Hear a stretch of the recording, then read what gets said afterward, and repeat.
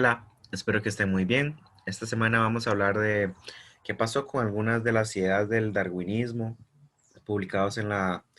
el origen de las especies y cómo la comunidad científica de la época recibió estas ideas, cómo estuvo en contra de algunas de ellas, debatió, propuso alternativas a los procesos de evolución y cómo se fue refinando una teoría evolutiva durante los finales de 1800 y la primera parte de 1900, cómo se fueron sintetizando ciertos avances en términos de los mecanismos de la herencia que eventualmente concluirían con lo que se denominó síntesis moderna de la evolución durante 1940. Para entender a qué me refiero o cuál es el trasfondo de esta cápsula, yo quisiera que empezáramos hablando de un periodo de tiempo que va aproximadamente de 1880 a 1920, que algunos investigadores le han llamado el eclipse del darwinismo o también la interfase del darwinismo. Y básicamente este periodo de tiempo lo definen por ser un momento en el que se debatieron, se argumentó en contra de algunas ideas que tenía Darwin en torno a la evolución. Lo que sí se puede decir es que después del origen de las especies, la comunidad científica en realidad no tardó tanto tiempo en aceptar las ideas de la evolución, pero sí se cuestionó muchísimo que la selección natural fuera la única fuerza involucrada o la más importante, y al mismo tiempo también se criticó muchísimo algunos vacíos importantes en el origen de las especies, como lo era algún mecanismo que realmente pudiera explicar cómo se transmitían los caracteres biológicos de una generación a otra. Entonces, para contextualizarnos aún más, qué es lo que está pasando en esta época, podemos hablar de dos teorías particulares que propuso Charles Darwin para acompañar o darle sentido a su teoría de evolución por selección natural. La primera se llama pangénesis, fue un mecanismo de herencia propuesto por Darwin en 1868, y lo que propone esta hipótesis es que todos los componentes del cuerpo de un individuo producen sus propias partículas orgánicas llamadas gémulas. Estas gémulas, digamos que tendrían el rol de, de portar la información necesaria para que se puedan desarrollar esas mismas estructuras una vez que se da el desarrollo de un embrión, o esas mismas gémulas también pueden hacer o dirigir el desarrollo de ciertas estructuras o tejidos u órganos durante el desarrollo de las especies. Entonces,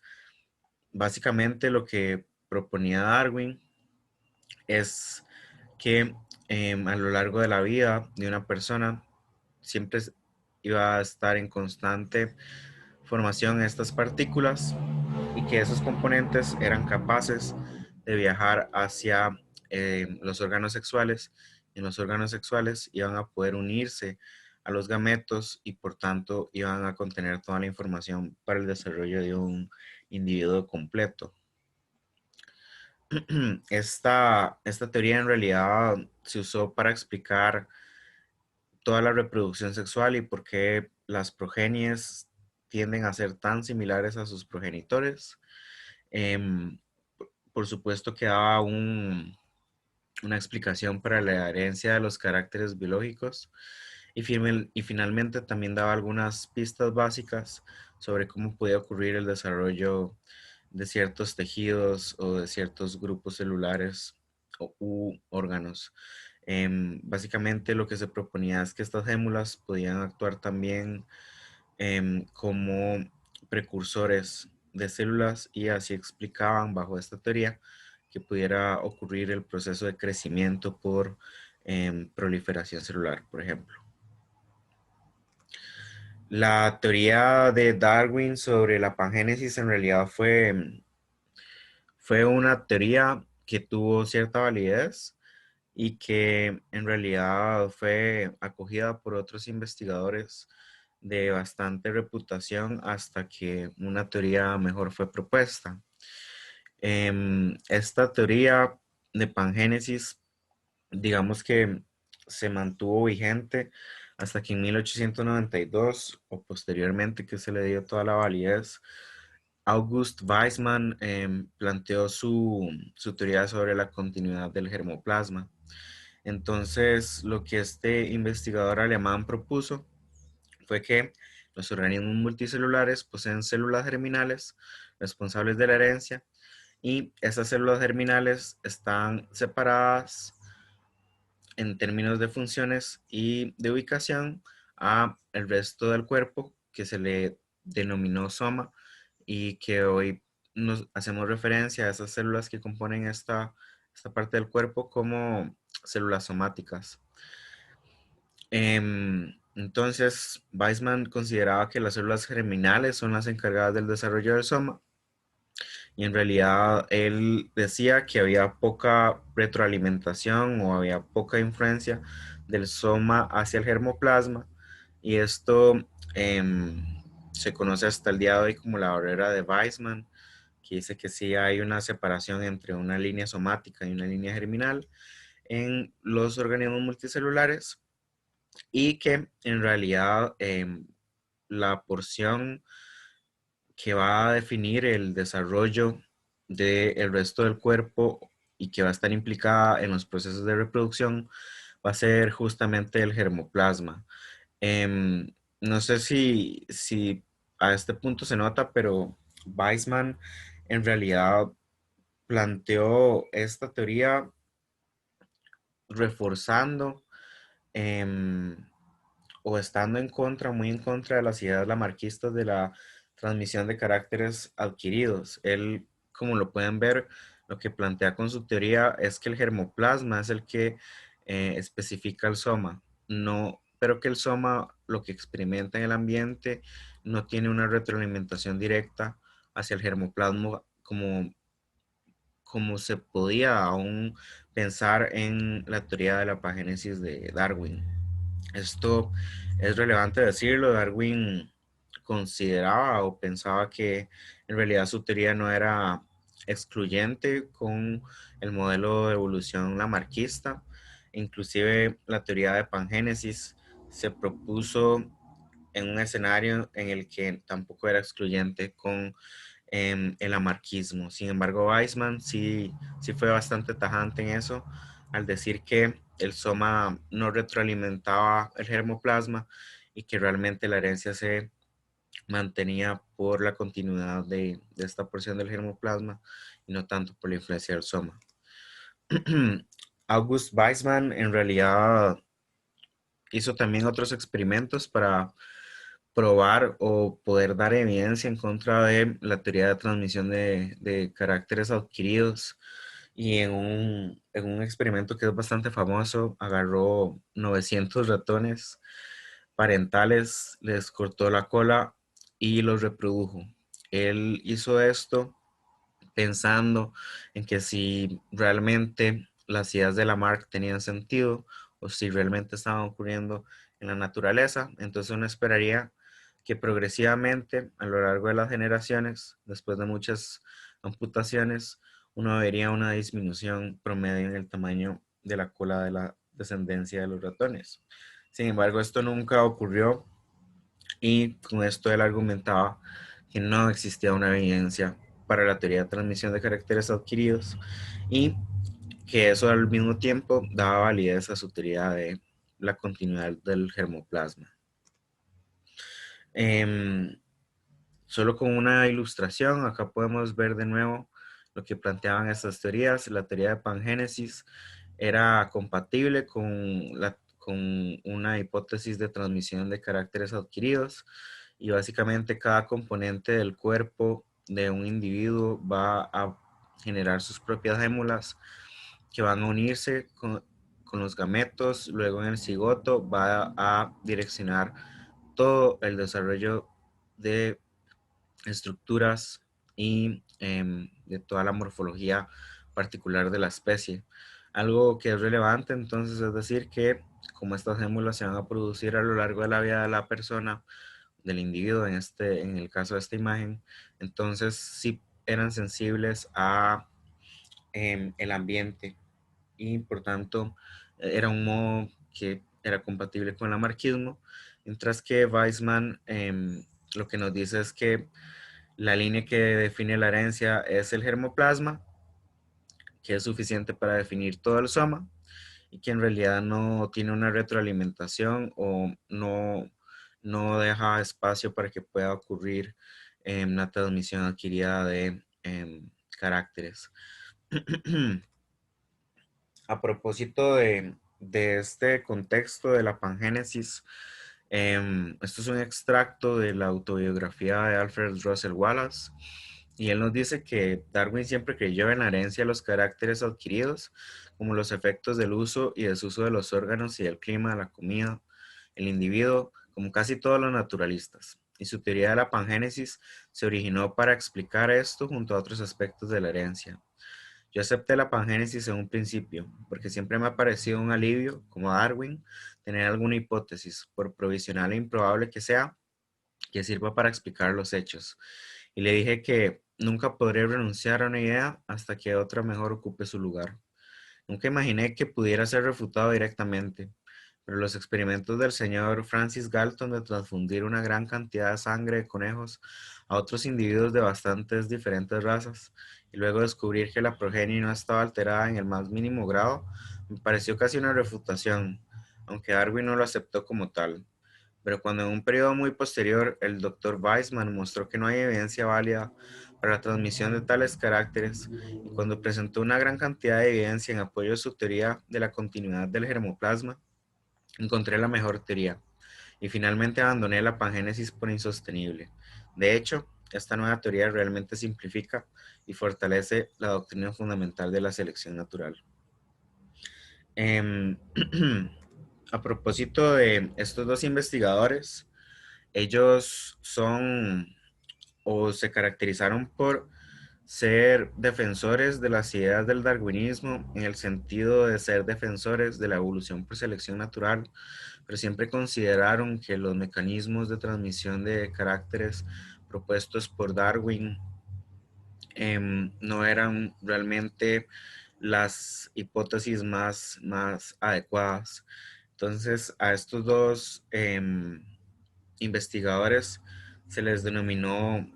inicialmente como neodarwinistas, pero conforme pasó la historia y conforme hemos avanzado o hemos llegado a nuestros días, el término neodarwinismo se usa un poco como sinónimo de la síntesis moderna, de la evolución. Entonces, si lo ven en la literatura, presten especial cuidado, probablemente se vaya a referir al término más amplio o más general como es la síntesis moderna, pero también sepan que en un momento particular se refirió a esas personas o a esa noción de la idea de evolución por selección natural sin los mecanismos de herencia que proponía Darwin. Otra idea que también fue muy criticada de Darwin fue que él pensaba en la herencia combinatoria. Él lo que argumentaba era que la progenie siempre iba a tener un estado de carácter e intermedio a los parentales, como se puede apreciar bastante claramente en esta ilustración. Si un parental es rojo y el otro es blanco, entonces bajo este modelo de herencia combinatoria uno esperaría que la progenie vaya a ser rosada. Sin embargo, esto fue muy criticado porque si lo pensamos un poco conforme hayan generaciones de reproducción aleatorio, si se quiere, toda la variabilidad morfológica o genética de una especie en realidad se vería homogenizada. Y por tanto este modelo no era sostenible para poder explicar cómo se mantenía la variabilidad intraespecífica de las especies. Em, y para esto hay que entender que en realidad Darwin no conoció o no tuvo la oportunidad de ver el trabajo de Mendel, de la herencia particulada. Em, Sin embargo, otros investigadores de este mismo periodo redescubrieron estas leyes y empezaron a popularizar su uso. Entonces, la idea de blending inheritance se mantuvo válida durante todo el siglo XIX hasta finales donde ya una teoría genética y una teoría del germoplasma daban evidencia que los mecanismos podrían ser distintos a lo que Charles Darwin pensaba. También hay que entender que en esta época, independientemente a este, digamos, debate que estaba ocurriendo sobre la pangénesis y sobre el germoplasma, también se estaban desarrollando matemáticamente las ideas genéticas de Mendel. Por ejemplo, este modelo de Hardy-Weinberg es un modelo que propone que las frecuencias alélicas de una población se mantendrán constantes de generación entre generación si no actúa ninguna fuerza evolutiva. Entonces, en realidad, este principio de equilibrio de Hardy-Weinberg em, se propuso para desmentir la idea de que los alelos dominantes iban a ser siempre los más abundantes, para desmentir la idea también de que la reproducción sexual homogenizaba la variabilidad genética. Se desarrolló estas ideas matemáticas genéticas que empezaban a dar un cuerpo teórico em, que apoyaba toda la base de la evolución desde una perspectiva matemática y desde una perspectiva genética. Al mismo tiempo, en esta época se desarrollaron ideas creativas. Por ejemplo, se desarrolló la ortogénesis o progresionismo. Em, la principal referencia de estas ideas es este texto de la ortogénesis y la importancia de la selección natural en la formación de las especies. Y lo que proponían los investigadores que pensaban en estas ideas es que hay tendencias en evolución que parecen no ser adaptativas y que parecen ir en contra de selección natural. Y en realidad, muchos de los ejemplos que utilizaron se referían a caracteres asociados a despliegues sexuales o selección sexual. Y se hicieron algunos trabajos comparativos. Por ejemplo, esta imagen lo que está buscando es comparar cuatro distintos linajes evolutivos de rinocerontes separados por tiempo geológico. Y lo que argumentaba la persona que planteó esta idea o esta ilustración es que conforme pasaba el tiempo, se desarrollaban los cuernos de estos rinocerontes hasta el punto de que parecían ser caracteres maladaptativos que no daban una ventaja en el ambiente, y eso se argumentó que no tenía cabida dentro de estas ideas de selección natural. Por lo tanto, para el caso particular de la ortogénesis, lo que se planteó fue que intrínsecamente o algo en el interior de las especies dirigía el desarrollo de estos rasgos a una dirección muy particular. Con esta frase tal vez queda un poco más claro. El término significa literalmente evolución en línea recta, ortogénesis, y generalmente asumida como una evolución que se mantiene en un curso regular por fuerzas internas del organismo. La ortogénesis asume que la variación no es aleatoria, sino que está dirigida hacia objetivos fijos. Por tanto, la selección no es importante y la especie es arrastrada en la dirección marcada por factores internos que controlan la variación. Y bueno, esta teoría en realidad fue descartada rápidamente, no llegó hasta la síntesis moderna, y inclusive fue muy cuestionada si realmente podría considerarse una idea científica o si realmente era más teológico o vitalista. Pero mi intención con mostrarles esto es que este periodo del eclipse del darwinismo o la interfaz del darwinismo se caracteriza porque se debatieron, se dieron explicaciones adicionales a las ideas de Darwin en el origen de las especies y fuera del origen de las especies. Em, mientras que también se desarrolló una teoría asociada a la teoría genética de Mendel. Se empezó a plantear matemáticamente o construir matemáticamente un cuerpo teórico para estas teorías, y también se plantearon ideas novedosas que pudieron o no enriquecer la síntesis moderna evolutiva.